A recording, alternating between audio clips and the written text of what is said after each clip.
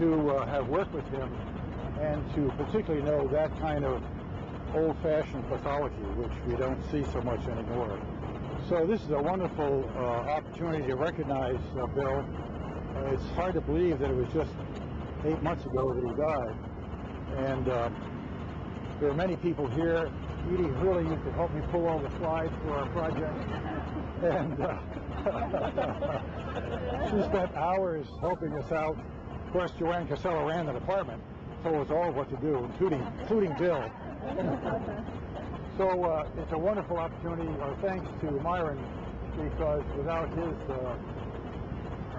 prodding and ever persistent pushing, we wouldn't have this opportunity. So Harley Balow, a longtime member of the department, who's on the faculty at Harvard Medical School and has been around for a long time, really has the institutional memory of the pathology department, is going to say a few words too.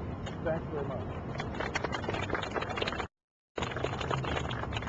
Well, I feel somewhat embarrassed because so many of you know exactly what I'm supposed to say here.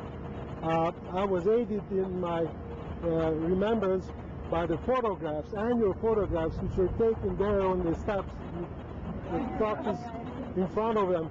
Anyhow, the photographs are in the corridor of the first floor of the pathology department over on the East Campus. So those of you who want to know which year who was on the photograph can find it easily. Well, as you heard, Dr. Meissner was a superb pathologist, also a wonderful administrator. For those of us who were fortunate to work with him, he was a role model. He was never in a hurry, never impatient, always available for sometimes very private concerns. He was a very understanding person, always on time, and expected, of course, the same from everybody else. Pathology department, just like any other academic discipline, has three functions: patient care, teaching, and research. Well, patient care was obviously number one. We were shown how to run very efficiently a reliable service, including frozen sections, cytology, electron microscopy. Electron microscopy to me was a marvel. Michelin could produce useful, publishable pictures in 3 days, which was unheard of elsewhere. And the department was running very smoothly, and it was very time-oriented. Biopsies came in next morning, 10 o'clock, diagnosis was available. So today, when we think of this, it sounds like incredible. Dr. Meissner was also very much aware of the need for a good clinical pathology laboratory. In those days, when I came 50 years ago, laboratory results were haphazard. Well, most of them were right, but some were way off. The clinicians just winked and said, well, that's a laboratory error. Under Brad Copeland, it became a science.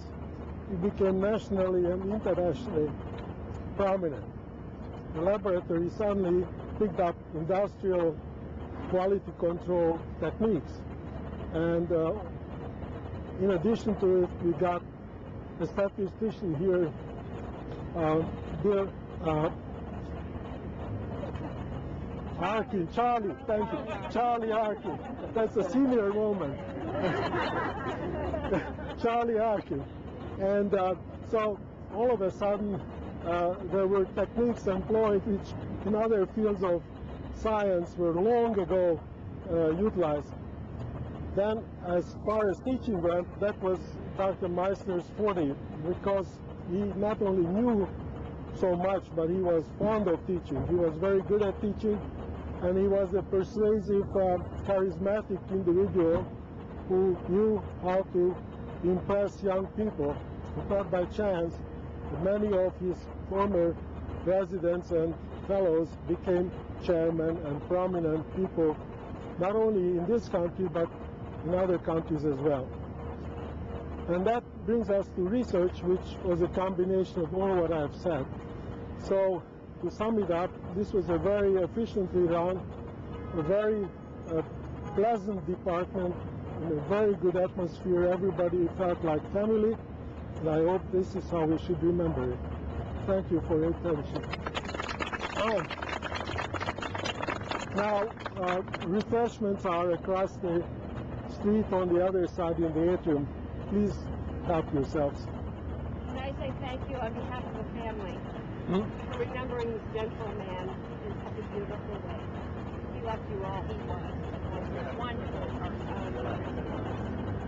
We all adore him.